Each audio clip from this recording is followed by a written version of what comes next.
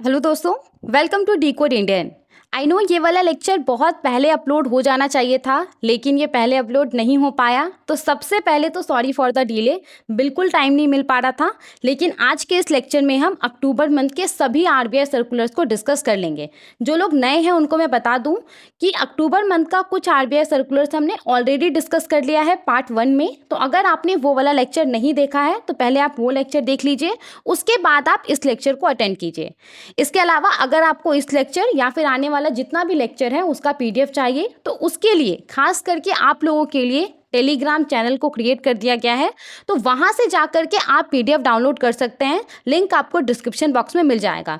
इन सब के अलावा पार्ट 1 और पार्ट 2 उसमें हमने जितना भी आरबीआई सर्कुलर्स को डिस्कस किया है अक्टूबर मंथ का, उसके ऊपर जल्द ही एक एमसीक्यू सेशन आने वाला है। तो उसको भी आपको अटेंड करना है अपना नॉलेज को टेस्ट करने के लिए कि आपको चीज़ें कितना याद रह रहा है। तो चलिए शुरू करते हैं। कोई भी कन्फ्यूजन होने से कमेंट में आप बता सकते हैं और एक एक सर्कुलर को ध्यान से देखिएगा। हो सकता है कि ये पर्टिकुलर लेक्चर थोड़ा सा लंबा हो जाए, लेकिन आपको इस लेक्चर को शुरू से लेकर के अंत तक देखना है। तो चलिए शुरू करते हैं। तो देखिए यहाँ पे जो सबसे पहला सर्कुलर हमारे सामने है वो अनक्लेम लायबिलिटीज को लेकर के है। बैंक का जो अनक्लेम लायबिलिटीज होता है जिसको एक समय के बाद depositor education and awareness fund के अंदर ट्रांसफर कर दिया जाता है, तो उसको लेकर के ये पर्टिकुलर सर्कुलर है। अब बैंक का अनक्लेम लायबिलिटीज क्या होता है? जैसे कि मान लीजिए बैंक के अंदर कोई ऐसा बैंक अकाउंट है जो काफ़ी दिनों से एक्टिव नहीं है, उसमें किसी भी प्रकार का ट्रांजेक्शन नहीं देखा जा रहा है, ना ही तो पैसा डिपॉजिट हो रहा है, ना ही तो पैसा निकाला जा रहा है।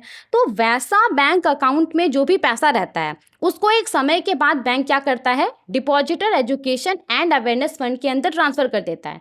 उसी प्रकार से मान लीजिए कोई ऐसा फिक्स डिपॉजिट है जो मैच्योर हो गया है लेकिन उसके ओनर के द्वारा उसको क्लेम नहीं किया गया है, तो वो भी बैंक का क्या है, अनक्लेम लायबिलिटीज है। तो बैंक उसको भी एक समय के बाद depositor education and awareness fund के अंदर ट्रांसफर कर दिया जाता है।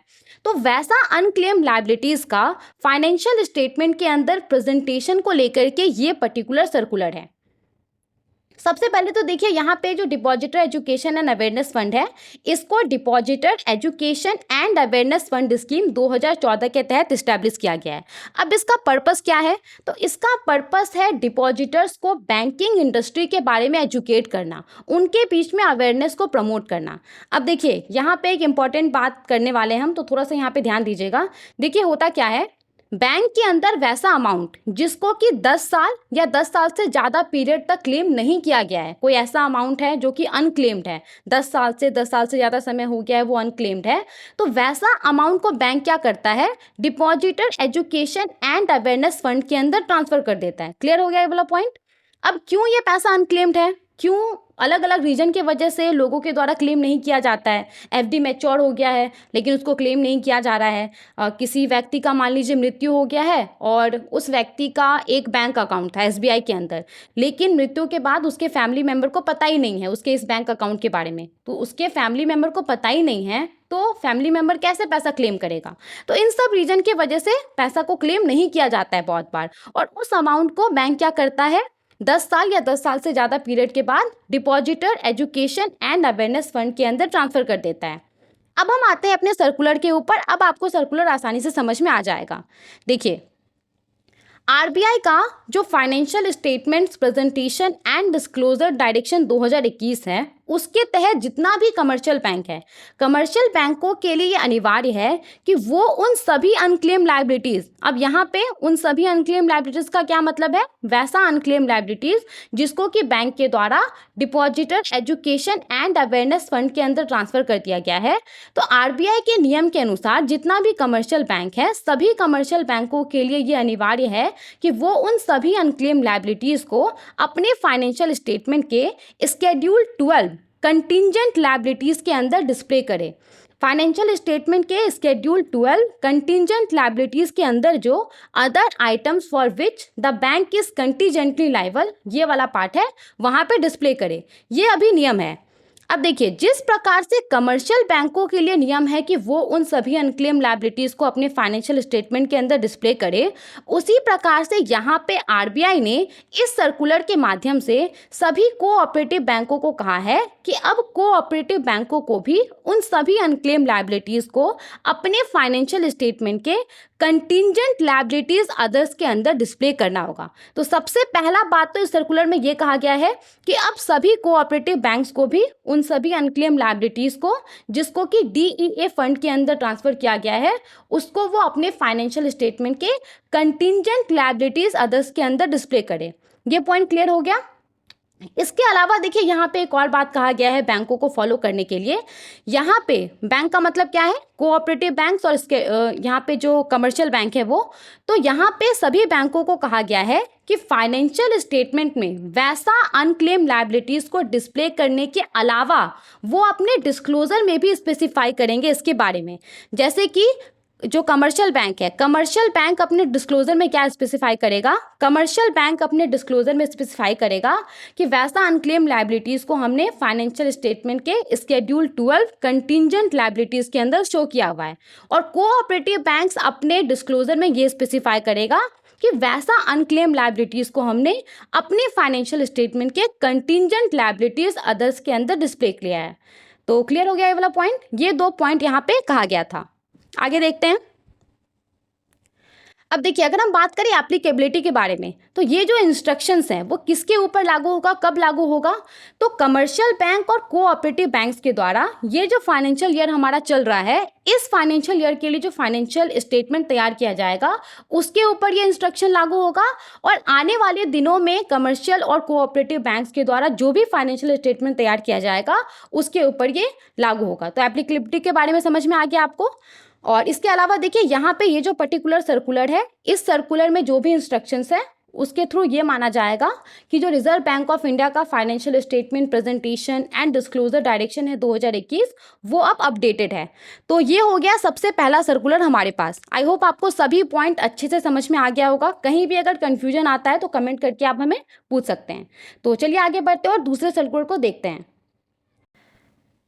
देखिए यहाँ पे जो हमारे पास सर्कुलर है, इस सर्कुलर को समझने से पहले आपको ये पता होना चाहिए कि क्रेडिट इंफॉर्मेशन कंपनीज क्या होता है, किस तरीके से ये काम करता है, तब आपको ये पर्टिकुलर सर्कुलर आसानी से समझ में आ जाएगा। देखिए क्रेडिट इंफॉर्मेशन कंपनीज को CIC के नाम से भी जाना जाता है। अब ये जो CIC होता है या जो क्रेडिट इंफॉर्मेशन कंपनी होता है, ये करता क्या है, तो ये हमारे और आपके लोन से, क्रेडिट कार्ड से जुड़ा हुआ जो डेटा होता है उसको कलेक्ट करने का काम करता है। जैसे कि आपने लोन का रीपेमेंट कैसे किया, आप अपने क्रेडिट कार्ड का बिल कैसे पे करते हैं, क्या आप डिफ़ॉल्ट करते हैं या नहीं करते हैं, तो ये सब जो डेटा होता है उसको CIC कलेक्ट करने का काम करता है। अब ये डेटा ये कहाँ से कलेक्ट करता है, तो ये सब जो डेटा है ये अलग अलग सोर्सेज से, बैंक से, फाइनेंशियल इंस्टीट्यूशन से, लेंडर से, जो भी क्रेडिट ग्रांटिंग एंटिटीज़ है, जिस भी एंटिटीज़ के द्वारा लोगों को लोन ग्रांट किया जाता है, क्रेडिट कार्ड इशू किया जाता है, तो उन सब से ये डेटा कलेक्ट करने का काम करता है। फिर ये डेटा को कंपाइल करके आपके लिए, हमारे लिए क्रेडिट रिपोर्ट तैयार करता है। तो ये होता है क्रेडिट इंफॉर्मेशन कंपनीज या CIC, और ये इस तरीके से क्रेडिट रिपोर्ट तैयार करता है। अब देखिए इसके द्वारा जो क्रेडिट रिपोर्ट तैयार किया जाता है, जो क्रेडिट स्कोर एक होता है वो तैयार किया जाता है। आपको पता होगा कि 300 से 900 के बीच में ये क्रेडिट स्कोर होता है। ये जितना अच्छा होता है आपको उतनी ही आसानी से बैंक से लोन मिल जाता है, उतने कम इंटरेस्ट पे आपको लोन मिल जाता है। तो जो CIC होता है यही क्रेडिट स्कोर भी तैयार करता है। तो CIC के द्वारा ये जो क्रेडिट रिपोर्ट तैयार किया जाता है, क्रेडिट स्कोर तैयार किया जाता है, उसका इस्तेमाल कहाँ पे होता है, तो देखिए जब कभी भी कोई बैंक है, कोई NBFC है, वो आपको लोन ग्रांट कर रहा है या आपको क्रेडिट कार्ड इशू कर रहा है, तो जब भी वो ऐसा करेगा तो वो ये तो पता करेगा ना कि आप क्रेडिट वर्दी हैं कि नहीं हैं, आप लोन का रीपेमेंट कर पाएंगे कि नहीं कर पाएंगे। तो इस चीज़ को चेक करने के लिए ये CIC के रिपोर्ट जो स्कोर आपके लिए तैयार किया गया है उसको रेफर करता है, उसको देख करके ये पता लगाता है कि आप लोन का रीपेमेंट कर पाएंगे कि नहीं कर पाएंगे, आपको क्रेडिट कार्ड इशू किया जाना चाहिए या नहीं किया जाना चाहिए। यहाँ तक समझ में आ गया। अब देखिए समस्या क्या आता है, बहुत बार आपके लिए जो क्रेडिट रिपोर्ट को तैयार किया जाता है उसमें कुछ एरर रहता है। आपने लोन का रीपेमेंट सही से कर दिया, लेकिन उसके बावजूद भी आपका जो क्रेडिट रिपोर्ट है उसमें ये शो हो रहा है कि आपने लोन का रीपेमेंट सही से नहीं किया था, पहले जो आपने लोन लिया था उसका रीपेमेंट आपने सही से नहीं किया था, तो आपका जो क्रेडिट रिपोर्ट है वो तो ख़राब हो गया। तो जब कोई कस्टमर सीआईसी को कंप्लेन करता है कि आपके द्वारा जो रिपोर्ट तैयार किया गया है उसमें ये एरर है, आप इसको ठीक कर दीजिए, तो जिस टाइम फ्रेम के अंदर सीआईसी को आपका कंप्लेंट सॉल्व कर देना चाहिए उस टाइम फ्रेम के अंदर ये आपका कंप्लेंट सॉल्व नहीं कर पाता है, जिसकी वजह से होता क्या है, जिसकी वजह से आपका क्रेडिट रिपोर्ट खराब हो जाता है, आपका क्रेडिट स्कोर खराब हो जाता है, आपको बैंक से लोन मिलने में दिक्कत आता है, आपको बैंक से क्रेडिट कार्ड इशू होने में दिक्कत आता है। तो इन सब चीज़ों को ठीक करने के लिए यहाँ पे आरबीआई ने क्या कहा है, देखिए आरबीआई ने यहाँ पे कहा है कि अब अगर किसी व्यक्ति के क्रेडिट इंफॉर्मेशन को अपडेट करने में उसमें कुछ गलत है उसको ठीक करने में अगर डिले होता है तो इस केस में कस्टमर को कंपनसेट किया जाएगा। और किस तरीके से कंपनसेट किया जाएगा कस्टमर को, तो यहाँ पे उसके लिए आरबीआई ने इस सर्कुलर के माध्यम से पूरा एक कंपनसेशन फ्रेमवर्क को जारी किया है। तो अब हम यहाँ पे सर्कुलर को समझने वाले हैं, एक एक जो पॉइंट है कंपनसेशन फ्रेमवर्क का उसको हम यहाँ पे देखेंगे कि किसके द्वारा कंपनसेट किया जाएगा, कितना कंपनसेट किया जाएगा, इन सब पॉइंट को हम समझते हैं। देखिए सबसे पहला पॉइंट जो हमारे पास है उसमें यह कहा गया है कि कंप्लेनेंट को कितना कंपनसेट किया जाएगा। तो जिस दिन कंप्लेनेंट के द्वारा किसी सीआईसी या फिर किसी सीआई के पास कंप्लेंट फाइल किया जाता है, अब सीआईसी का मतलब तो आपको पता होगा, क्रेडिट इन्फॉर्मेशन कंपनी, अभी हमने उसके बारे में बात किया कि क्रेडिट इन्फॉर्मेशन कंपनी के द्वारा आपका क्रेडिट रिपोर्ट तैयार किया जाता है। तो जो कंप्लेनेंट है वो क्रेडिट इन्फॉर्मेशन कंपनी के पास कंप्लेन कर सकता है कि मेरा क्रेडिट रिपोर्ट में ये कुछ गलत है, आप इसको ठीक कीजिए, या फिर वो क्रेडिट इंस्टीट्यूशन के पास भी कंप्लेन कर सकता है। अब क्रेडिट इंस्टीट्यूशन क्या हो गया, तो क्रेडिट इंस्टीट्यूशन वो बैंक हो गया, वो फाइनेंशियल इंस्टीट्यूशन हो गया जिससे उसने लोन लिया हुआ था। तो यहाँ पे जो कंप्लेनेंट है वो किसी सीआईसी या फिर किसी सीआई के पास कंप्लेन कर सकता है। तो जिस दिन उसके द्वारा कंप्लेन फाइल किया गया है उसके 30 दिन के अंदर अगर उसका कंप्लेन रिजॉल्व नहीं होता है तो इस केस में वो कंपनसेशन का पात्र है, उसको पर कैलेंडर डे के हिसाब से 100 रुपया करके कंपनसेट किया जाएगा। जैसे कि मान लीजिए कोई व्यक्ति है, उसने किसी सीआईसी या फिर सीआई के पास कंप्लेन लॉन्च किया है और 1 जनवरी को उसने कंप्लेन यहाँ पे फाइल किया है, तो नियम के अनुसार उसका जो कंप्लेंट है वो 31 जनवरी तक सॉल्व हो जाना चाहिए। अब उसका कंप्लेंट 31 जनवरी तक रिजॉल्व नहीं होता है, उसका कंप्लेंट रिजॉल्व होता है 3 फरवरी को। तो यहाँ पे जो 3 दिन का डिले हो रहा है, यहाँ पे जो 3 दिन का डिले हो रहा है जिसका कितना बनता है, 300 रुपया बनता है, तो 300 रुपया यहाँ पे कंपनसेशन के तौर पे जो कंप्लेनेंट रहेगा उसको दिया जाएगा। क्लियर हो गया ये वाला पॉइंट। अब ये जो कंपनसेशन का पैसा है वो किसके द्वारा दिया जाएगा, तो देखिए जिस दिन क्रेडिट इंस्टीट्यूशन को इन्फॉर्म किया जाएगा कि आपने जो क्रेडिट इन्फॉर्मेशन सीआईसी को भेजा था किसी व्यक्ति के रिगार्डिंग वो क्रेडिट इन्फॉर्मेशन गलत है, आप उसको अपडेट करके उसको सीआईसी को भेज दीजिए। तो जिस दिन सीआई को ये बात बताया जाएगा उसके 21 दिन के अंदर अगर वो अपडेटेड क्रेडिट इन्फॉर्मेशन सीआईसी को नहीं भेजता है तो इस केस में जो कंपनसेशन का पैसा है वो क्रेडिट इंस्टीट्यूशन के द्वारा कंप्लेनेंट को दिया जाएगा। क्लियर। अब मान लीजिए कि इसने तो अपना काम 21 दिन के अंदर कर दिया, जिस दिन क्रेडिट इंस्टीट्यूशन को बताया गया कि उसके द्वारा जो क्रेडिट इन्फॉर्मेशन सीआईसी को दिया गया था वो गलत है, तो उसके 21 दिन के अंदर उसने अपडेटेड क्रेडिट इन्फॉर्मेशन सीआईसी को भेज दिया। लेकिन उसके बावजूद भी जो कंप्लेनेंट का कंप्लेंट है वो 30 दिन के अंदर रिजॉल्व नहीं होता है, तो इस केस में जो कंपनसेशन का पैसा है वो सीआईसी के द्वारा कंप्लेनेंट को दिया जाएगा। मतलब कि ये जो 30 दिन है ये ओवरऑल पीरियड है, इस 30 दिन में सीआईसी और सीआई दोनों को मिल करके किसी कंप्लेनेंट का जो कंप्लेंट है वो रिजॉल्व करना है। क्लियर हो गया। देखिए इस पर्टिकुलर सर्कुलर को हमने और भी ज़्यादा डिटेल वे में डिस्कस किया हुआ है, उसका लिंक मैं डिस्क्रिप्शन बॉक्स में दे दूंगी। 20-25 मिनट का वो वीडियो है, उसको आप देख लेंगे तो आपको और भी चीज़ें समझ में आ जाएगा। हालांकि यहाँ पे भी हम कोई भी पॉइंट मिस नहीं करने वाले हैं।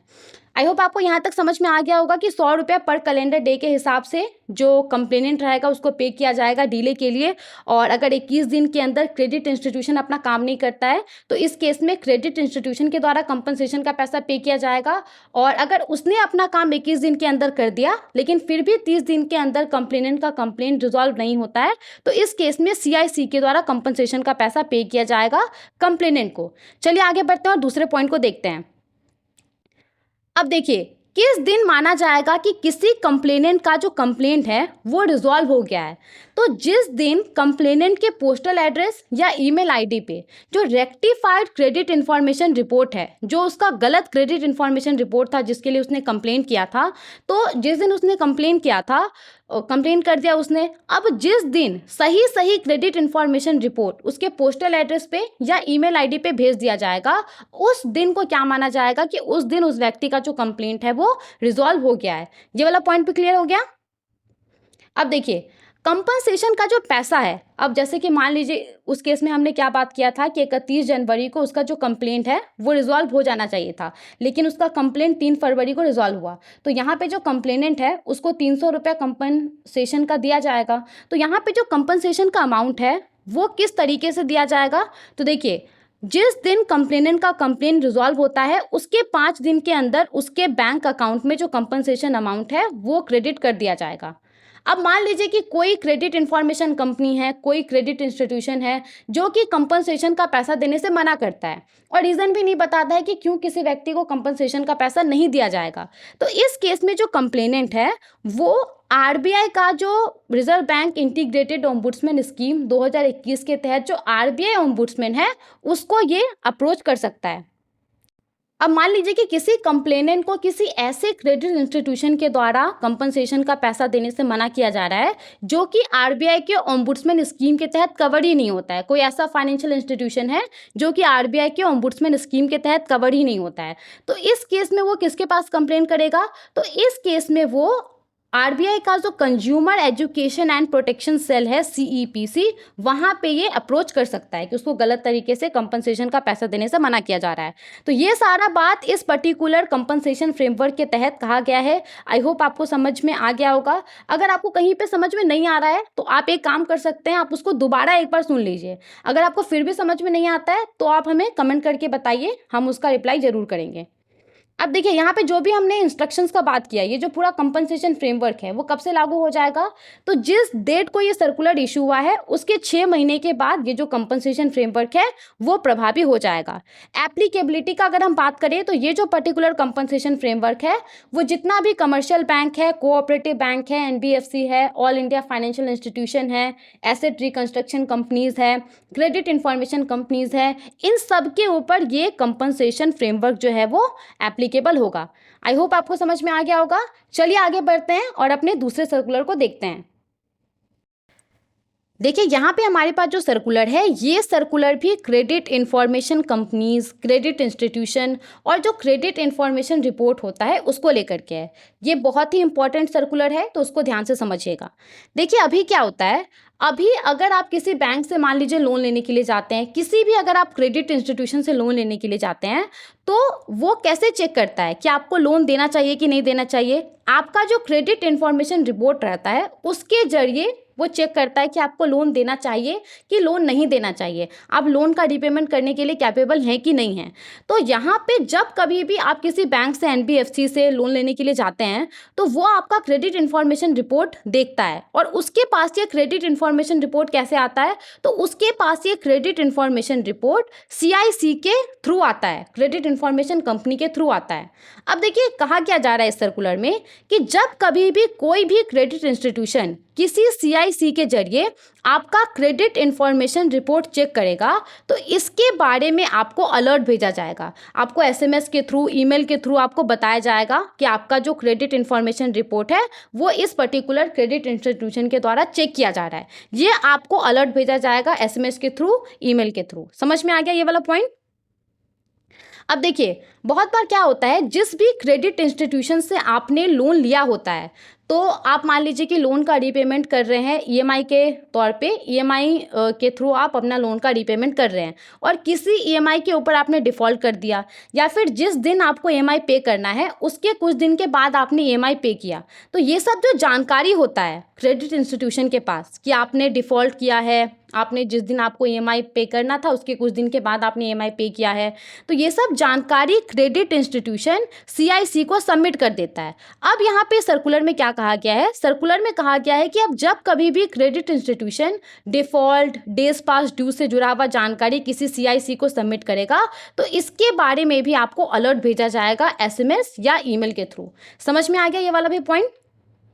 और देखिए, क्रेडिट इंस्टीट्यूशन आपको अलर्ट कैसे भेजेगा, जब उसके पास आपका मोबाइल नंबर होगा, आपका ईमेल आईडी होगा, तभी ये आपको अलर्ट भेज सकता है। तो इसके लिए यहाँ पे क्रेडिट इंस्टीट्यूशन को कहा गया है कि ये एक स्पेशल अवेयरनेस प्रोग्राम को ऑर्गेनाइज करेगा, जहाँ पे कस्टमर्स को बताया जाएगा कि अगर कस्टमर्स अपना मोबाइल नंबर, अपना ईमेल आईडी सबमिट करता है तो उसका ये सब बेनिफिट है, ये यहाँ पे कहा गया है। इसके अलावा देखिए, और भी इस पर्टिकुलर सर्कुलर में बहुत सारा पॉइंट कहा गया है, तो एक एक पॉइंट को हम अच्छे से समझते हैं। और देखिए, यहाँ पे जो भी पॉइंट हम डिस्कस करने वाले हैं, हो सकता है कि आपको ये थोड़ा सा कॉम्प्लिकेटेड लगे, तो उसको आप थोड़ा आराम से समझिएगा। देखिए, सबसे पहला पॉइंट जो हमारे पास है उसमें ये कहा गया है कि जो सीआई है, यानी कि जो क्रेडिट इंस्टीट्यूशन है, वो एक डेडिकेटेड नोडल पॉइंट सेटअप करेगा सीआईसी के लिए, ताकि सीआईसी के पास अगर कोई कस्टमर कंप्लेंट आए तो उस कस्टमर कंप्लेंट से रिलेटेड अगर उसको सीआई से कुछ बातचीत करना है तो वो डेडिकेटेड नोडल पॉइंट के थ्रू बातचीत कर ले। तो यहाँ पे क्या कहा गया है, यहाँ पे सीआई को, क्रेडिट इंस्टीट्यूशन को कहा गया है कि वो एक डेडिकेटेड नोडल पॉइंट सेटअप करेगा सीआईसी के लिए, और इस डेडिकेटेड नोडल पॉइंट का जो भी डिटेल्स होगा, ईमेल आईडी और टेलीफोन या मोबाइल नंबर, वो सभी डिटेल्स ये सीआईसी के साथ शेयर करेगा। आगे चल करके अगर सीआई के द्वारा इन डेडिकेटेड पॉइंट में किसी भी प्रकार का चेंज किया जाता है, तो जिस दिन चेंज किया जाता है, मान लीजिए कि ईमेल आईडी चेंज कर दिया गया उस डेडिकेटेड नोडल पॉइंट का, या फिर टेलीफोन या मोबाइल नंबर चेंज किया गया, तो क्रेडिट इंस्टीट्यूशन के द्वारा जिस दिन भी इन डेडिकेटेड नोडल पॉइंट में किसी भी प्रकार का चेंज किया जाएगा, तो उस चेंज से 5 दिन के अंदर उसको सीआईसी को इन्फॉर्म करना पड़ेगा इन चेंजेस के बारे में, ताकि आगे चल करके सीआईसी को किसी प्रकार का दिक्कत ना हो। आगे देखते हैं, ये वाला पॉइंट समझ में आ गया। आगे देखते हैं। देखिए, यहाँ पे क्या बोला जा रहा है, यहाँ पे क्रेडिट इंस्टीट्यूशन को कहा गया है कि सीआई के पास जो भी कस्टमर का कंप्लेंट आएगा, तो कस्टमर के कंप्लेंट का मूल कारण क्या है, कौन सा ऐसा रीजन है, अगर उसको सॉल्व कर दिया जाए तो जो नंबर ऑफ कंप्लेंट है वो कम आने लगेगा या फिर कंप्लेंट आना बंद हो जाएगा। तो इसके लिए यहाँ पे सीआई क्या करेगा, साल में 2 बार ये कस्टमर के कंप्लेंट का रूट कॉज एनालिसिस करेगा। समझ में आ गया। सीआई यहाँ पे साल में 2 बार कस्टमर के कंप्लेंट का रूट कॉज एनालिसिस करेगा, और रूट कॉज एनालिसिस का जो भी रिजल्ट आएगा उसको सीआई के टॉप मैनेजमेंट के द्वारा साल में 1 बार रिव्यू किया जाएगा। आई होप अभी आपको सीआई अगर मैं कह रही हूँ तो आपको क्लियर होगा कि सीआई का मतलब क्रेडिट इंस्टीट्यूशन होता है, इसका मतलब बैंक एनबीएफसीज होता है। ठीक है, तो यहाँ पे सीआई क्या करेगा, सीआई साल में 2 बार कस्टमर के कंप्लेंट का रूट कॉज एनालिसिस करेगा, और रूट कॉज एनालिसिस का जो भी रिजल्ट आएगा उसको सीआई का टॉप मैनेजमेंट के द्वारा साल में 1 बार रिव्यू किया जाएगा। क्लियर हो गया ये पॉइंट। आगे बढ़ते हैं। अब देखिए, यहाँ पे अगर सीआई किसी कस्टमर के रिक्वेस्ट को रिजेक्ट करता है, किसी कस्टमर के द्वारा डेटा करेक्शन के लिए रिक्वेस्ट किया गया है किसी सीआई को, और वो इस रिक्वेस्ट को रिजेक्ट करता है, तो रिजेक्ट क्यों किया गया है, उसके पीछे क्या रीज़न है, इसके बारे में सीआई को अपने कस्टमर को बताना होगा, ताकि कस्टमर के पास एक बेटर अंडरस्टैंडिंग रहे अपने क्रेडिट इंफॉर्मेशन रिपोर्ट को लेकर के। अब देखिए, यहाँ पे ये तो हमने सीआई के बारे में बात कर लिया। अब देखिए, यहाँ पे सीआईसी को भी कुछ फॉलो करने के लिए कहा गया है। जो क्रेडिट इंफॉर्मेशन कंपनी है, सीआईसी को यहाँ पे कहा गया है कि वो एक लिस्ट तैयार करेगा, जिस लिस्ट में बहुत सारा रीज़न होगा कि किस किस रीजन के वजह से किसी के रिक्वेस्ट को रिजेक्ट किया जा सकता है, और ये जो लिस्ट ऑफ रीजन रहेगा वो सीआईसी सभी सीआई के साथ शेयर करेगा, ताकि जब सीआई किसी के रिक्वेस्ट को रिजेक्ट कर रहा हो तो वो इस लिस्ट के थ्रू किसी व्यक्ति के रिक्वेस्ट को रिजेक्ट करे। ये वाला पॉइंट भी क्लियर हो गया। अब देखिए, आगे यहाँ पे क्या कहा गया है, तो अभी सीआईसी के द्वारा जो किसी व्यक्ति का क्रेडिट इंफॉर्मेशन रिपोर्ट तैयार किया जाता है, तो वो search and match logic algorithm के थ्रू किया जाता है। Search and match logic algorithm ये मेथड है। इस मेथड के थ्रू कोई सीआईसी किसी व्यक्ति का क्रेडिट इंफॉर्मेशन रिपोर्ट तैयार करता है। देखिए इसमें क्या होता है, इसमें कंप्यूटर के थ्रू अलग अलग सोर्सेज से लोगों का डेटा कलेक्ट किया जाता है, फिर उसके एक्यूरेसी को चेक किया जाता है और फिर इसको कंपाइल करके क्रेडिट रिपोर्ट तैयार किया जाता है। तो सीआईसी के द्वारा जो इस मेथड के थ्रू क्रेडिट इंफॉर्मेशन रिपोर्ट तैयार किया जाता है, इस मेथड को सीआईसी साल में 2 बार रिव्यू करेगा और इसको रिव्यू करने के लिए सीआईसी के पास एक बोर्ड अप्रूव्ड पॉलिसी होना चाहिए, ये यहाँ पे कहा जा रहा है। इसके अलावा देखिए सीआईसी के पास जो भी कंप्लेंट आएगा कस्टमर का, तो इन कंप्लेंट का ये रूट कॉज एनालिसिस करेगा और रूट कॉज एनालिसिस से ये पता करेगा कि कौन सा ऐसा कारण है जिसको ठीक कर देने से कस्टमर का जो कंप्लेंट है वो नहीं आएगा। कौन सा ऐसा कारण है, मतलब ये जो search and match logic algorithm है इसमें क्या ऐसा खामी है जिसको अगर ठीक कर दिया जाए तो जो कस्टमर का कंप्लेंट है वो नहीं आएगा या फिर आएगा भी तो कम आएगा। इसके लिए रूट कॉज एनालिसिस किया जाएगा और रूट कॉज एनालिसिस में जो भी परिणाम आएगा उसके हिसाब से ये अपना search and match logic algorithm में बदलाव करेगा। इन सब के अलावा देखिए इसके द्वारा जो भी रूट कॉज एनालिसिस किया जाएगा और इसका जो रिजल्ट आएगा और रिजल्ट के परिणाम स्वरूप ये जो search and match logic algorithm में बदलाव करेगा, तो इन सब के बारे में इसको जो बोर्ड ऑफ डायरेक्टर है उसके सामने रखना पड़ेगा रिव्यू के लिए। ये वाला पॉइंट भी क्लियर हो गया, आगे बढ़े। अब देखिए यहाँ पे क्या कहा जा रहा है, फिर से यहाँ पे सीआईसी को कुछ फॉलो करने के लिए कहा गया है। देखिए सीआईसी के द्वारा सीआई से जो भी डेटा रिसीव किया जाएगा, जिस दिन सीआईसी किसी सीआई से डेटा रिसीव करेगा उसके 7 दिन के अंदर इसको ये डेटा अपने डेटाबेस में ऐड कर लेना है। ये यहाँ पे सीआईसी को फॉलो करने के लिए कहा गया है।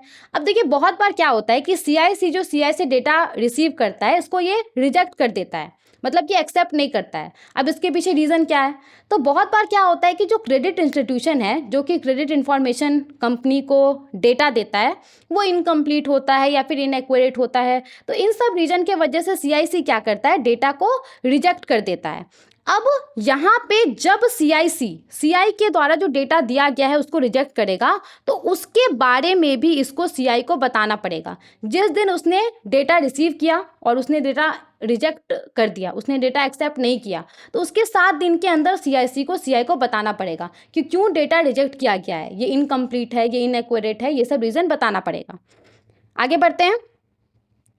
अब देखिए यहाँ पे सीआईसी को कहा गया है कि वो अपने वेबसाइट पे जो भी कंप्लेन का डिटेल्स है, जो उसके पास कंप्लेन रजिस्टर्ड हुआ है उसका भी डिटेल्स और जो क्रेडिट इंस्टीट्यूशन के पास कंप्लेंट रजिस्टर्ड हुआ है उसका भी डिटेल, ये सभी डिटेल्स ये अपने वेबसाइट पे डिस्क्लोज करेगा। क्लियर। इन सब के अलावा देखिए यहाँ पे एक इंपॉर्टेंट पॉइंट है, इसको थोड़ा सा ध्यान से समझिएगा, यहाँ से क्वेश्चन बन सकता है। जितना भी क्रेडिट इंफॉर्मेशन कंपनी है, जो भी सीआईसी है, सीआईसी को यहाँ पे कहा गया है कि ये साल में एक बार फ्री में लोगों को फुल क्रेडिट रिपोर्ट प्रोवाइड करेगा। जो क्रेडिट स्कोर है वो लोगों को ये साल में एक बार फ्री में प्रोवाइड करेगा। जिस भी इंडिविजुअल्स का क्रेडिट हिस्ट्री इसके पास अवेलेबल होगा उसके लिए ये साल में एक बार फ्री में full credit report including credit score ये प्रोवाइड करेगा और लोग आसानी से अपना जो फुल क्रेडिट रिपोर्ट है, जो क्रेडिट स्कोर है, उसको चेक कर सके। इसके लिए सीआईसी को कहा गया है कि ये अपने वेबसाइट पे एक लिंक डिस्प्ले करेगा जिसके थ्रू आसानी से लोग वो लिंक पे जाकर के आसानी से मुफ्त में अपना जो क्रेडिट रिपोर्ट है उसको देख सकें, जो क्रेडिट स्कोर है उसको देख सकें। हालांकि अभी भी बहुत सारा ऐसा वेबसाइट है जहाँ पे आप फ्री में अपना क्रेडिट रिपोर्ट और क्रेडिट स्कोर जो है वो चेक कर सकते हैं। चलिए आगे बढ़ते हैं। तो यहाँ पे देखिए ये सारा हमने बात किया इस पर्टिकुलर सर्कुलर के अंदर, जो भी पॉइंट हमने डिस्कस किया, आई होप आपको सभी पॉइंट समझ में आ गया होगा। अब देखिए जो भी पॉइंट हमने डिस्कस किया है, ये जो पूरा डायरेक्शन है वो कब से एप्लीकेबल हो जाएगा, तो जिस डेट को ये सर्कुलर इशू हुआ है उसके 6 महीने के बाद ये जो डायरेक्शंस है वो एप्लीकेबल हो जाएगा। और सेम जैसा एप्लीकेबिलिटी पिछले वाले सर्कुलर में था, इसका भी एप्लीकेबिलिटी सेम है। किसके किसके ऊपर ये डायरेक्शंस एप्लीकेबल होगा, जो भी कमर्शियल बैंक है, कोऑपरेटिव बैंक है, एनबीएफसी है, ऑल इंडिया फाइनेंशियल इंस्टीट्यूशन है, एसेट रिकंस्ट्रक्शन कंपनीज है, ऑल क्रेडिट इंफॉर्मेशन कंपनीज, इन सब के ऊपर ये जो डायरेक्शन है ये एप्लीकेबल होगा। तो चलिए आगे बढ़ते हैं और अपने दूसरे सर्कुलर को देखते हैं। देखिए यहाँ पे हमारे पास जो सर्कुलर है वो नॉन कॉलेबल डिपॉजिट को लेकर के है। अब नॉन कॉलेबल डिपॉजिट क्या होता है, देखिए ध्यान से समझिएगा। वैसा फिक्स डिपॉजिट जिसको आप मेच्योरिटी पीरियड से पहले विड्रॉ कर सकते हैं, वो डिपॉजिट कॉलेबल फिक्स डिपॉजिट कहलाता है। वैसा फिक्स डिपॉजिट जिसको आप मेच्योरिटी पीरियड से पहले विड्रॉ कर सकते हैं, वो fix deposit callable fix deposit कहलाता है। अब नॉन कॉलेबल डिपॉजिट में क्या होता है, नॉन कॉलेबल डिपॉजिट में डिपॉजिटर्स मेच्योरिटी पीरियड के पहले अपना पैसा विड्रॉ नहीं कर सकता है। जैसे कि मान लीजिए आपने 1 साल का कोई एफडी कराया है। अब 1 साल से पहले आप पैसा विड्रॉ नहीं कर सकते हैं, 1 साल से पहले आप अपना एफडी नहीं तोड़ सकते हैं, तो ये नॉन कॉलेबल डिपॉजिट होता है। अब देखिए, अगर आपने 15 लाख रुपए तक का एफडी कराया, अगर आपने 15 लाख रुपए तक का टर्म डिपॉजिट कराया, मान लीजिए कि आपने 5 लाख का एफडी कराया, 10 लाख का कराया या फिर 15 लाख का कराया, तो 15 लाख रुपए तक का जो एफडी होता है वो कॉलेबल डिपॉजिट होता है, यानी कि उसको आप मैच्योरिटी पीरियड के पहले विड्रॉ कर सकते हैं। अगर आपने 15 लाख रुपए से ज़्यादा का एफडी कराया, मान लीजिए कि आपने 16 लाख का एफडी कराया या 17 लाख का एफडी कराया या 18 लाख का एफडी कराया, ये अभी नियम है, या 20 लाख का एफडी कराया, तो ये नॉन कॉलेबल हो जाता है। फिर आप इसको मैच्योरिटी पीरियड से पहले विड्रॉ नहीं कर सकते हैं। तो अब यहाँ पे देखिए सर्कुलर में क्या किया गया है, सर्कुलर में ये जो non callable term deposit offer करने का मिनिमम अमाउंट है उसको 15 लाख से बढ़ा करके 1 करोड़ कर दिया गया है। इसको ध्यान से समझिएगा। देखिए अभी तक क्या है, अभी तक अगर आप 15 लाख रुपए तक का फिक्स डिपॉजिट कराते हैं तो वो कॉलेबल होता है, उसमें मैच्योरिटी पीरियड रहता है। अगर आप 15 लाख से ज़्यादा का एफडी कराते थे अभी तक, 16 लाख 17 लाख, तो वो नॉन कॉलेबल हो जाता था। फिर उसमें आपको मैच्योरिटी पीरियड से पहले पैसा विड्रॉ करने का विकल्प नहीं दिया जाता था। तो ये जो 15 लाख था non callable term deposit offer करने का, उसको बढ़ा करके 1 करोड़ कर दिया गया है। अब अगर आप 1 करोड़ से ज़्यादा का एफडी कराते हैं तो उस केस में आप मैच्योरिटी पीरियड से पहले उसको विड्रॉ नहीं कर सकते हैं। ये यहाँ पे इस सर्कुलर में कहा जा रहा है। मान लीजिए कि आपने 50 लाख का एफडी कराया, 60 लाख का कराया या 70 लाख का कराया या 90 लाख का कराया, या आपने 1 करोड़ का एफडी कराया, तो वो क्या होगा, वो कॉलेबल होगा, उसको आप मैच्योरिटी पीरियड से पहले विड्रॉ कर सकते हैं। लेकिन अगर आपने 1 करोड़ से ऊपर का एफडी कराया, 1 करोड़ से ऊपर का जो भी एफडी अगर आप कराएंगे तो वो फिर नॉन कॉलेबल की कैटेगरी में आ जाएगा और उसको आप मैच्योरिटी पीरियड से पहले विड्रॉ नहीं कर सकते हैं। आई होप आपको कंफ्यूजन नहीं हो रहा होगा, समझ में आ गया होगा। पहले क्या था, पहले ये था कि अगर आप 15 लाख रुपए से ज़्यादा का एफडी कराते हैं तो उसको आप मैच्योरिटी पीरियड से पहले विड्रॉ नहीं कर सकते थे, वो नॉन कॉलेबल होता था। अब इसको बढ़ा करके 1 करोड़ कर दिया गया है। अब अगर आप 1 करोड़ से ज़्यादा का एफडी कराएंगे तो इस केस में ये नॉन कॉलेबल होगा, इसको आप मैच्योरिटी पीरियड से पहले विड्रॉ नहीं कर पाएंगे। क्लियर हो गया ये पॉइंट। अब देखिए ये जो पर्टिकुलर सर्कुलर है ये किसके किसके ऊपर एप्लीकेबल होगा, तो यहाँ पे ये जो सर्कुलर है ये जितना भी कमर्शियल और कोऑपरेटिव बैंक्स हैं इन सभी के ऊपर एप्लीकेबल होगा। और ध्यान दीजिएगा कि यहाँ पे जो लिमिट को बढ़ाया गया है, 15 लाख था पहले non callable term deposit offer करने का मिनिमम अमाउंट 15 लाख था, इसको बढ़ा करके 1 करोड़ कर दिया गया है। तो ये जो अभी इंस्ट्रक्शंस है ये लागू हो चुका है, जिस दिन ये सर्कुलर पब्लिश हुआ था उस दिन से ही ये जो पर्टिकुलर इंस्ट्रक्शन है ये लागू हो गया है। क्लियर, आगे बढ़े दूसरे सर्कुलर को देखें।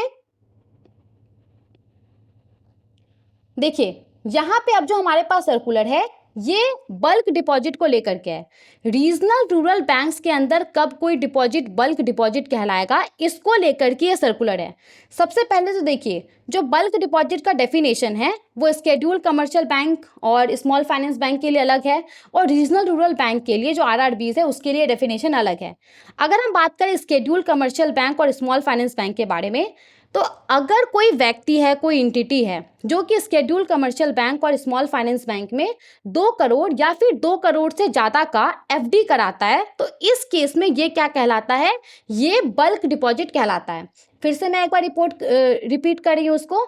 अगर कोई व्यक्ति है या फिर कोई एंटिटी है जिसने कि किसी स्केड्यूल कमर्शियल बैंक में या फिर किसी स्मॉल फाइनेंस बैंक में एक साथ 2 करोड़ या फिर 2 करोड़ से ज़्यादा का एफडी कराया है, तो ये क्या कहलाता है, ये बल्क डिपॉजिट कहलाता है। अब हम बात करते हैं रीजनल रूरल बैंक के केस में कब कोई डिपॉजिट बल्क डिपॉजिट कहलाएगा। तो देखिए रीजनल रूरल बैंक के केस में क्या है, अगर किसी व्यक्ति के द्वारा 15 लाख या फिर 15 लाख से ज़्यादा का एफडी कराया गया है, 15 लाख या फिर 15 लाख से ज़्यादा का सिंगल टर्म डिपॉजिट कराया गया है, तो इस केस में ये क्या कहलाता था, ये बल्क डिपॉजिट कहलाता था। अब यहाँ पे क्या किया गया है, तो यहाँ पे रीजनल रूरल बैंक के अंदर जो बल्क डिपॉजिट का डेफिनेशन है उसमें बदलाव कर दिया गया है, उसको यहाँ पे चेंज कर दिया गया है। अब क्या है, पहले क्या था कि अगर रीजनल रूरल बैंक के अंदर कोई इंडिविजुअल है या फिर कोई एंटिटी है, वो 15 लाख या फिर 15 लाख से ज़्यादा का एफडी कराता था, तो वो क्या कहलाता था, वो बल्क डिपॉजिट कहलाता था। इस लिमिट को बढ़ा करके अभी ₹1 करोड़ एंड अबव कर दिया गया है। अब अगर किसी इंडिविजुअल के द्वारा, किसी एंटिटी के द्वारा किसी रीजनल रूरल बैंक में 1 करोड़ या फिर 1 करोड़ से ज़्यादा का टर्म डिपॉजिट या फिक्स डिपॉजिट कराया जाता है, तो वो क्या कहलाएगा, वो बल्क डिपॉजिट कहलाएगा। तो यहाँ पे सिंपली बस जो रीजनल रूरल बैंक के लिए बल्क डिपॉजिट का लिमिट था, जो कि पहले 15 लाख एंड अबव था, उसको बढ़ा करके 1 करोड़ एंड अबव कर दिया गया है। क्लियर हो गया ये वाला भी पॉइंट। अब देखिए, अगर हम एप्लीकेबिलिटी का बात करें तो जितना भी रीजनल रूरल बैंक्स है उन सभी के ऊपर ये जो सर्कुलर है ये एप्लीकेबल होगा। देखिए, आप चाहें तो, इसलिए मैं ना यहाँ पे जो पीडीएफ होता है उसको मैं टेलीग्राम चैनल पे दे देती हूँ, ताकि आप वहाँ से जाकर के इसको एक बार रिवाइज कर लें, क्योंकि ये सब कुछ डेटा है। जैसे कि पिछले वाले सर्कुलर में भी हमने डिस्कस किया था कि उसमें भी क्या था, लिमिट को बढ़ा दिया गया था, जो लिमिट था उसको बढ़ा दिया गया था। Non callable term deposit offer करने का जो मिनिमम अमाउंट था उसको 15 लाख से बढ़ा करके 1 करोड़ कर दिया गया था। और यहाँ पे भी हमने क्या देखा कि बल्क डिपॉजिट का जो डेफिनेशन है उसमें चेंजेस कर दिया गया है रीजनल रूरल बैंक के लिए। पहले 15 लाख एंड अबव था, अभी इसको बढ़ा करके 1 करोड़ एंड अबव कर दिया गया है। तो इन सब चीज़ों को याद करने के लिए ये ज़रूरी हो जाता है कि आप एक बार लेक्चर कंप्लीट कर लें, उसके बाद आप एक बार पीडीएफ से बस पढ़ लें। पढ़ लेने से ये चीज़ें आपके दिमाग में बैठ जाएगा, और उसके बाद अगर आप एमसीक्यू वाला सेशन देख लेंगे तब तो आपको बहुत लंबे समय तक चीज़ें याद रहेगा। तो इसलिए मैं बोलती हूँ कि पीडीएफ डाउनलोड करके एक बार आप उसको रिवाइज कर लीजिए। तो चलिए आगे बढ़ते हैं और अपने दूसरे सर्कुलर को देखते हैं। देखिए, यहाँ पे हमारे पास जो सर्कुलर है ये भी काफ़ी ज़्यादा इंपॉर्टेंट है। Account aggregator framework, account aggregator framework के अंदर जो फाइनेंशियल इंफॉर्मेशन प्रोवाइडर एफआईपी का डेफिनेशन है उसमें बदलाव किया गया है इस सर्कुलर के माध्यम से। तो सबसे पहले आपको ये पता होना चाहिए कि अकाउंट एग्रीगेटर फ्रेमवर्क है क्या। बहुत ज़्यादा डिटेल में नहीं जाएंगे, इतना बस हम बात कर लेंगे ताकि आपको ये सर्कुलर समझ में आ जाए।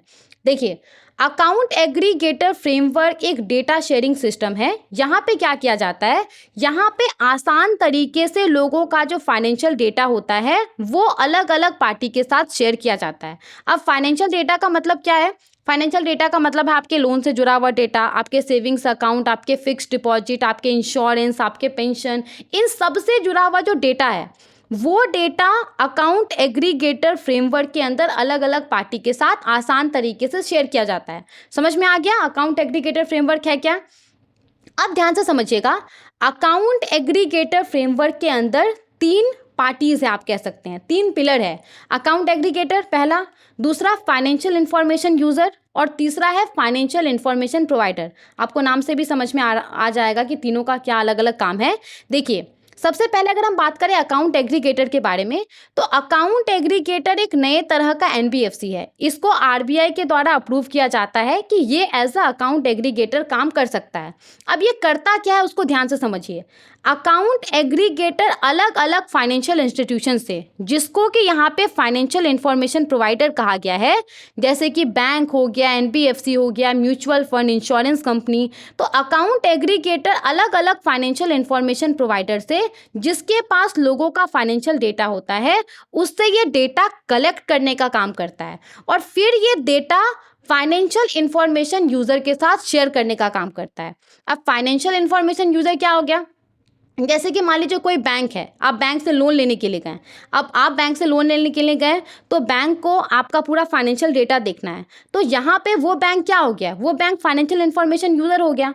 तो अकाउंट एग्रीगेटर क्या करता है, अकाउंट एग्रीगेटर जो कि एक नए तरह का एनबीएफसी होता है, वो अलग अलग फाइनेंशियल इंफॉर्मेशन प्रोवाइडर से लोगों का फाइनेंशियल डेटा को कलेक्ट करता है, और फिर ये डेटा को वैसा लेंडिंग बैंक, वैसा फाइनेंशियल इंस्टीट्यूशन जिससे आप कुछ फाइनेंशियल सर्विसेज ले रहे हैं उसके साथ वैसे फाइनेंशियल इंफॉर्मेशन यूजर के साथ शेयर करने का काम करता है। तो ये पूरा क्या है, ये पूरा है account aggregator framework. I hope आपको थोड़ा बहुत आइडिया आ गया होगा कि ये क्या है और किस तरीके से ये काम करता है। अब हम आते हैं अपने सर्कुलर के ऊपर। देखिए, अकाउंट एग्रीगेटर फ्रेमवर्क के अंदर जो फाइनेंशियल इंफॉर्मेशन प्रोवाइडर है, यानी कि वैसा फाइनेंशियल इंस्टीट्यूशन जिसके पास लोगों का फाइनेंशियल डेटा है और जो ये फाइनेंशियल डेटा अकाउंट एग्रीगेटर के साथ शेयर करता है। तो अकाउंट एग्रीगेटर फ्रेमवर्क के अंदर जो फाइनेंशियल इंफॉर्मेशन प्रोवाइडर का डेफिनेशन है, इसमें क्या क्या आता है? बैंक आता है, banking company, non banking financial company, ये सब क्या है? ये सब as a financial information provider लोगों का फाइनेंशियल डेटा अकाउंट एग्रीगेटर के साथ शेयर करता है। तो इसके डेफिनेशन में यहाँ पे अभी तक क्या था, इस सर्कुलर के इशू होने के पहले तक क्या था? पेंशन फंड भी था। पेंशन फंड भी as a financial information provider था इसके डेफिनेशन में। अब देखिए क्या किया गया है। तो अब यहाँ पे पेंशन फंड के जगह पे सेंट्रल रिकॉर्ड कीपिंग एजेंसी को रिप्लेस कर दिया गया है। पेंशन फंड को यहाँ पे सेंट्रल रिकॉर्ड कीपिंग एजेंसी के साथ यहाँ पे रिप्लेस कर दिया गया है as a financial information provider. बस इस पूरे सर्कुलर में यही कहा गया है कि फाइनेंशियल इंफॉर्मेशन प्रोवाइडर के डेफिनेशन में जो पेंशन फंड था उसको सेंट्रल रिकॉर्ड कीपिंग एजेंसी के साथ रिप्लेस कर दिया गया है। समझ में आ गया? अब यहाँ पे सेंट्रल रिकॉर्ड कीपिंग एजेंसी क्या है, इसको हम थोड़ा सा समझ लेते हैं। तो देखिए, जो pension fund regulatory and development authority PFRDA act 2013 है, इसके सेक्शन 27 के तहत central record keeping agency registered है। ये क्या करता है? तो ये जो नेशनल पेंशन सिस्टम है, जो पूरा नेशनल पेंशन सिस्टम है, उसके अंदर जो अलग अलग पार्टी है उसके बीच में ये कम्युनिकेशन को इस्टेब्लिश करने का काम करता है। ये देखिए, नेशनल पेंशन सिस्टम के अंदर जो सब्सक्राइबर है, सब्सक्राइबर से जुड़ा हुआ जो भी डिटेल्स है उसको ये अपने पास मेंटेन करने का काम करता है। अब यहाँ पे डिटेल्स क्या क्या हो गया, जैसे कि किसी व्यक्ति के NPS अकाउंट में कितना बैलेंस है, उसके ऊपर कितना इंटरेस्ट वो अर्न कर रहा है, तो ये सब जो जानकारी होता है, ये सब जानकारी सेंट्रल रिकॉर्ड कीपिंग एजेंसी अपने पास मेंटेन करके रखता है। तो अब यहाँ पे जो PFRD है उसके सजेशन के बाद जो फाइनेंशियल इंफॉर्मेशन प्रोवाइडर है अकाउंट एग्रीगेटेड इकोसिस्टम के अंदर, तो फाइनेंशियल इंफॉर्मेशन प्रोवाइडर के डेफिनेशन में पेंशन फंड को रिप्लेस कर दिया गया है सेंट्रल रिकॉर्ड कीपिंग एजेंसी से। क्लियर हो गया ये वाला पॉइंट? अकाउंट एग्रीगेटेड इकोसिस्टम के अंदर जो फाइनेंशियल इंफॉर्मेशन प्रोवाइडर का डेफिनेशन है उसमें पेंशन फंड को रिप्लेस कर दिया गया है सेंट्रल रिकॉर्ड कीपिंग एजेंसी से। क्लियर हो गया? तो यही इस पर्टिकुलर सर्कुलर में कहा गया है। अगर हम एप्लीकेबिलिटी का बात करें तो जितना भी रेगुलेटेड एंटिटीज है उन सब के ऊपर ये जो सर्कुलर है ये एप्लीकेबल होगा। चलिए आगे बढ़ते हैं और दूसरे सर्कुलर को देखते हैं।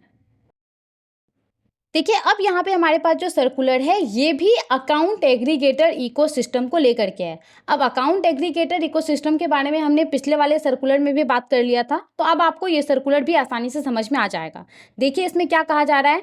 तो इस सर्कुलर में क्या कहा जा रहा है कि अभी RBI ने ऐसा नोटिस किया है कि बहुत सारा ऐसा एंटिटीज़ है जो कि अकाउंट एग्रीगेटर इकोसिस्टम के अंदर as a financial information provider जुड़ सकता है। उसके पास लोगों का फाइनेंशियल इंफॉर्मेशन है, वो इस इकोसिस्टम के अंदर फाइनेंशियल इंफॉर्मेशन प्रोवाइडर जुड़ सकता है। लेकिन वो क्या करता है, वो एंटिटी इस इकोसिस्टम के अंदर as a financial information user के तौर पे जुड़ता है। इसका मतलब आपको समझ में आ रहा है? इसका मतलब ये है कि वो एंटिटी क्या करता है, वो एंटिटी बस दूसरों के द्वारा जो फाइनेंशियल इंफॉर्मेशन दिया जाता है वो ले लेता है, लेकिन उसके पास जो फाइनेंशियल इंफॉर्मेशन रहता है वो यहाँ पे शेयर नहीं करता है। तो इस चीज़ से क्या हो रहा है, यहाँ पे जो पूरा अकाउंट एग्रीगेटर इकोसिस्टम का उद्देश्य था, इसका जो उद्देश्य क्या था कि जितना भी अलग अलग पार्टी है उन सबके पास जो लोगों का फाइनेंशियल डेटा है वो आसान तरीके से पहुंच पाए। तो यहाँ पे अकाउंट एग्रीगेटेड इकोसिस्टम का जो उद्देश्य था वो यहाँ पे पूरा नहीं हो पा रहा है, इसको अच्छे से यूटिलाइज नहीं किया जा रहा है, इसके एफिशिएंसी को बढ़ाया नहीं जा रहा है। तो यहाँ पे अकाउंट एग्रीगेटेड इकोसिस्टम को और भी ज़्यादा एफिशिएंट बनाने के लिए, इसको और भी अच्छे से यूटिलाइज करने के लिए ये डिसीजन लिया गया है कि अब अगर कोई भी regulated entities account aggregated ecosystem के अंदर as a financial information user के तौर पे जुड़ता है, तो अब उसको अनिवार्य रूप से इस इकोसिस्टम के अंदर as a financial information provider के तौर पे भी जुड़ना होगा, अगर उसके पास स्पेसिफाइड फाइनेंशियल इंफॉर्मेशन अवेलेबल है और वो फाइनेंशियल इंफॉर्मेशन प्रोवाइडर के डेफिनेशन के अंदर आता है। समझ में आ गया? एक बार और उसको समझते हैं। देखिए, अब इस सर्कुलर में क्या कहा गया है कि अगर कोई ऐसा रेगुलेटेड एंटिटीज है जो कि अकाउंट एग्रीगेटर इकोसिस्टम के अंदर एज अ यूजर जुड़ता है, तो अब उसको अनिवार्य रूप से एज अ प्रोवाइडर भी जुड़ना पड़ेगा अगर उसके पास स्पेसिफाइड फाइनेंशियल इंफॉर्मेशन है और वो फाइनेंशियल इंफॉर्मेशन प्रोवाइडर के डेफिनेशन में फॉल करता है। क्लियर हो गया ये पॉइंट? तो यही इस सर्कुलर में कहा गया है। और देखिए अगर हम बात करें तो यहाँ पे एप्लीकेबिलिटी का, तो जितना भी रेगुलेटेड एंटिटीज़ है उन सब के ऊपर ये जो सर्कुलर है ये एप्लीकेबल होगा। चलिए आगे बढ़ते हैं, दूसरे सर्कुलर को देख लेते हैं। देखिए यहाँ पे हमारे पास जो सर्कुलर है ये डिस्ट्रिक्ट सेंट्रल कोऑपरेटिव बैंक्स को लेकर के है, DCCBs को लेकर के है। अब DCCB क्या है? तो district central cooperative banks rural cooperative bank है। ये डिस्ट्रिक्ट लेवल पे काम करता है हमारे देश के अलग अलग पार्ट में। और देखिए ये क्या करता है, ये जो रूरल इलाका है, जो ग्रामीण इलाका है, वहाँ पे एग्रीकल्चर सेक्टर को, जो फार्मिंग सेक्टर है, फार्मिंग सेक्टर को ये बैंकिंग सर्विसेज प्रोवाइड करने का काम करता है। अगर आप देखेंगे तो डिस्ट्रिक्ट सेंट्रल कोऑपरेटिव बैंक्स का आपको ब्रांच मेनली रूरल और सेमी अर्बन एरियाज में मिलेगा। तो डिस्ट्रिक्ट सेंट्रल कोऑपरेटिव बैंक्स को लेकर के ये पर्टिकुलर सर्कुलर है। देखते हैं सर्कुलर में क्या कहा गया है।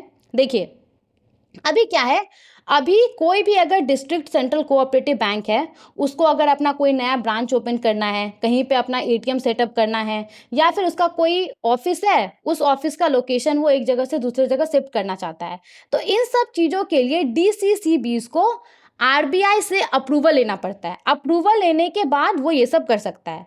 अब हो क्या रहा था, RBI के पास बहुत दिनों से रिक्वेस्ट आ रहा था, जिस रिक्वेस्ट में इन डिस्ट्रिक्ट सेंट्रल कोऑपरेटिव बैंक्स के द्वारा 2 मैटर के ऊपर क्लैरिफिकेशन मांगा जा रहा था RBI से। अब ये 2 मैटर क्या है? एक मैटर तो है कि जो ये डिस्ट्रिक्ट सेंट्रल कोऑपरेटिव बैंक्स है, अगर इसके द्वारा सेम लोकेलिटी के अंदर, सेम विलेज है, सेम टाउन है, सेम शहर है, उसके अंदर अगर इसके द्वारा ब्रांच को शिफ्ट किया जा रहा है, तो उस केस में क्या क्या रूल रेगुलेशन को मानना चाहिए, इसके ऊपर क्लैरिफिकेशन का मांग किया जा रहा था DCCB के द्वारा।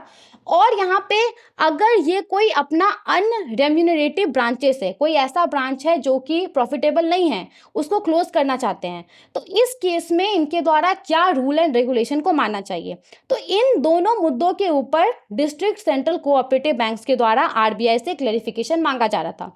अब RBI ने मैटर को एग्जामाइन करते हुए इन दोनों मैटर के ऊपर जो है यहाँ पे क्लैरिफिकेशन जारी किया है। तो हम इसको अच्छे से देखते हैं। देखिए सबसे पहले यहाँ पे RBI ने क्या कहा है, सबसे पहले यहाँ पे RBI ने कहा है कि अब अगर कोई डिस्ट्रिक्ट सेंट्रल कोऑपरेटिव बैंक्स है जो कि सेम लोकेलिटी के अंदर, सेम विलेज या सेम टाउन, सेम लोकेलिटी के अंदर अगर वो अपना कोई ब्रांच है उसका, या फिर कोई ऑफिस है, या फिर उसका कोई एक्सटेंशन काउंटर है। एक्सटेंशन काउंटर क्या होता है? तो एक्सटेंशन काउंटर वहाँ पे होता है जहाँ पे बैंक का मेन ब्रांच नहीं होता है। एक्सटेंशन काउंटर के थ्रू बैंकिंग सर्विसेज लोगों को दिया जाता है।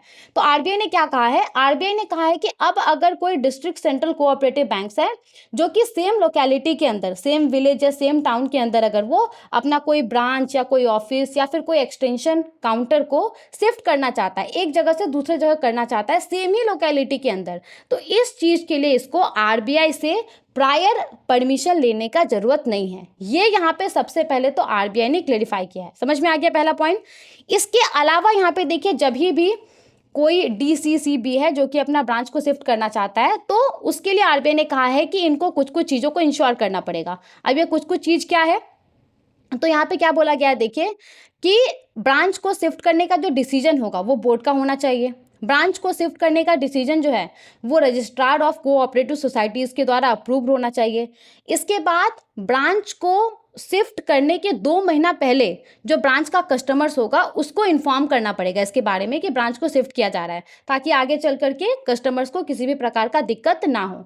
इसके बाद ब्रांच शिफ्ट हो गया, मान लीजिए सेम लोकेलिटी के अंदर ब्रांच शिफ्ट हो गया, तो शिफ्ट होने के 1 महीने के अंदर जो आपका DCCB है, इसको जो RBI का रीजनल ऑफिस है और जो नाबार्ड है, national bank for agriculture and development, तो उसको रिपोर्ट करना पड़ेगा।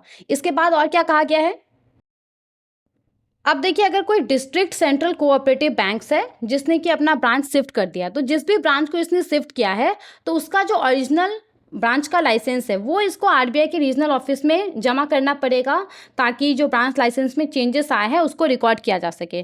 तो ये तो हो गया पहले मैटर के ऊपर आरबीआई ने अपना क्लैरिफिकेशन दिया है कि बिना प्रायर अप्रूवल के सेम लोकेलिटी के अंदर ब्रांच को, ऑफिस को, एक्सटेंशन काउंटर को शिफ्ट किया जा सकता है, और कुछ कुछ चीज़ों को इंश्योर करने के लिए कहा है। इसके बाद देखिए दूसरे टॉपिक के ऊपर भी आरबीआई ने यहाँ पे क्लैरिफिकेशन दिया है। क्लैरिफिकेशन देते हुए आरबीआई ने क्या कहा है कि अब अगर कोई डीसीसीबी है जो कि अपना अनरेम्यूनरेटिव ब्रांचेस, यानी कि वैसा ब्रांचेस जो कि प्रॉफिटेबल नहीं है, प्रॉफिट अर्न नहीं कर रहा है, तो उस ब्रांच को वो क्लोज कर सकता है बिना आरबीआई के अप्रूवल के, कुछ कुछ कंडीशन को मानते हुए। अब ये कंडीशन क्या क्या है उसको हम समझते हैं। देखिए, सबसे पहला कंडीशन क्या है कि वो बैंक के ऊपर किसी भी प्रकार का डायरेक्शन इशू नहीं होना चाहिए बैंकिंग रेगुलेशन एक्ट 1949 के सेक्शन 35A के तहत। इसके बाद ये जो डिसीजन होगा अनरेम्यूनरेटिव ब्रांच को क्लोज करने का, ये डिसीजन बोर्ड का होना चाहिए। आगे देखते हैं और क्या क्या यहाँ पे कहा गया है कंडीशन को मानने के लिए। तो ये जो ब्रांच को क्लोज करने का डिसीजन है, ये जो भी रिस्पेक्टिव स्टेट होगा, जिस भी स्टेट में वो ब्रांच फंक्शनल होगा, वहाँ का जो रजिस्ट्रार ऑफ कोऑपरेटिव सोसाइटीज़ होगा उससे अप्रूव्ड होना चाहिए डिसीजन।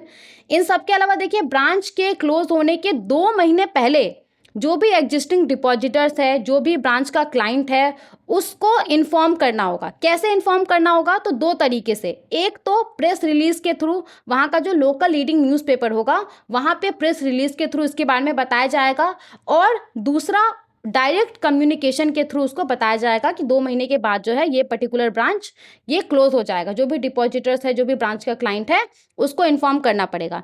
इन सब के अलावा देखिए और क्या कहा गया है कि ब्रांच जो क्लोज होगा उसका जो ओरिजिनल लाइसेंस होगा वो यहाँ पे जमा करना पड़ेगा आरबीआई के रीजनल ऑफिस में।